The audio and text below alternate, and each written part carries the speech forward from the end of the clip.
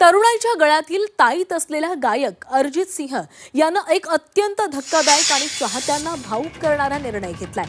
अरिजितनं चित्रपटांसाठी गाणं सोडण्याची घोषणा केलेली आहे। नवीन वर्षाच्या सुरुवातीलाच त्यानं ही शॉकिंग बातमी दिल्यानं संगीत विश्वात मोठी खळबळ उडाली आहे। अरिजित सिंह हा सध्याच्या बॉलिवूड संगीताचा बॅकबोन मानला जातो।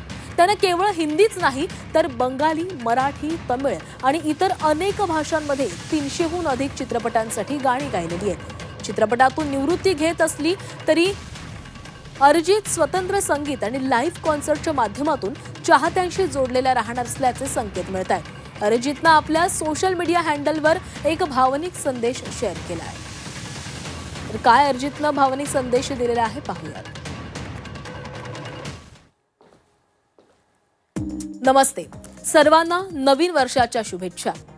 इतकी वर्षे श्रोते म्हणून मला जे प्रेम दिलं त्याबद्दल मी तुम्हा सर्वांचा ऋणी आहे।